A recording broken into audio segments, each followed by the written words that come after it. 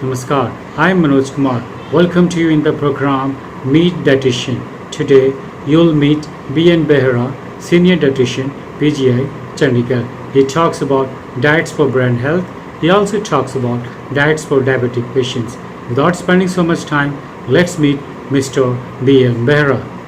देखिए, brain health के लिए डाइट हमारा जो होती है कि जो आजकल लोग डिप्रेशन से शिकार हो रहे हैं, काफ़ी माइग्रेन आ रही है और लोगों ने एंजाइटी फील कर रहे हैं। इसके लिए एक हेल्दी डाइट चाहिए। खास सबको एक बैलेंस डाइट लेनी चाहिए।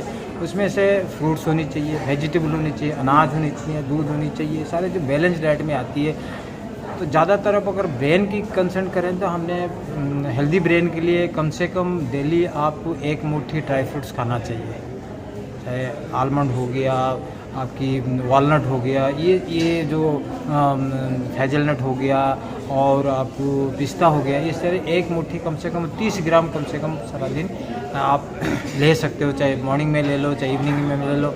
और एक फ़ायदा है कि आलमंड सोक करके लेना चाहिए। आलमंड को जो हमें ऐसे कच्चा खा लेते हैं तो उसमें ये प्रकार एंटी न्यूट्रिशनल फैक्टर होता है जो आपको ज़्यादा एब्जॉर्प्शन नहीं हो पाता है। तो उसको अगर आप ओवरनाइट सोक करके लेते हो एब्जॉर्प्शन ज़्यादा होती है। तो इसलिए डाइट के साथ साथ एक हेल्दी ब्रेन के लिए आपने एक मुट्ठी कम से कम 30 ग्राम आपको पर डे ड्राई फ्रूट्स लेना चाहिए। और आजकल सीड्स के ऊपर भी ज़्यादा लोग एम्फेसिस दे रहे हैं। तो सीड्स में जैसे कि सनफ्लावर सीड्स हो गया, जैसे आपका ये जिंजली सीड्स हो गया, तो अलसी सीड्स हो गया, फ्लाक्स सीड हो गया, ये सभी चीज़ें सीड्स भी आजकल भी लोग लेना शुरू कर। सनफ्लावर सीड्स, पम्पकिन सीड्स, ये सभी चीज़ें भी हमें लेनी चाहिए। तो उसका 15-20 ग्राम में ले लेंगे तो काफ़ी हद तक फ़ायदा हो जाता है। Apart from that daily exercise होनी चाहिए। बिना एक्सरसाइज का आप सोचोगे डाइट से सब कुछ कंट्रोल करोगे, ये नहीं हो पाता। तो एक्सरसाइज तो ज़रूर कम से कम 30 मिनट्स पर डे आपने एक्सरसाइज,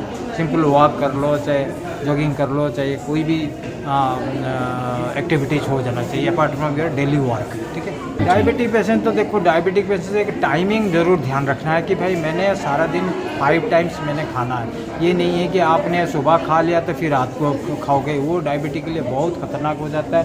केवल शुगर कम हो जाती है, वो बेहोश हो जाते हैं। तो इसके लिए तो हमेशा आपने स्मॉल मील्स फ्रिक्वेंटली थोड़ी थोड़ी खाना बार बार खाना चाहिए और हेल्दी स्नैक्स होनी चाहिए उसमें। और main meal breakfast, lunch and dinner के साथ साथ तीन बार और 2 या 3 बार आपने हेल्दी स्नैक्स लेनी चाहिए। आजकल मिलेट्स चला हुआ, मिलेट्स की सलाद इतनी अच्छी लगता है। आप एक बार उसको मतलब आपने सीख जाओ या उसको रेसिपी क्या बनता है उसमें सीख जाओ, सीख के घर में आप आराम से कर सकते हो। मिलेट्स में भी बहुत फाइबर होती है और वो फाइबर के चलते आपका ब्लड शुगर कंट्रोल हो सकता है। और सलाड्स ज़रूर रखें, 2 टाइम 3 टाइम सलाड्स ज़रूर रखें। और आपको वेजिटेबल्स भी ज़्यादा खाएं जिसमें कि फाइबर आपको मिल जाएगा। और जब भी अनाज खानी है तो उसकी होल अनाज होनी चाहिए, रिफाइंड नहीं होनी चाहिए, ये ध्यान रखना। दालें होल दालें होना चाहिए डायबिटिक के लिए खास करके। और शुगर को एवॉइड करके चलना चाहिए। और अगर हाइपोग्लाइसेमी होता है कभी आपने थोड़ी बहुत शुगर ले सकते हैं ब्लड शुगर नॉर्मल करने के लिए। हाइपरग्लाइसेमी के लिए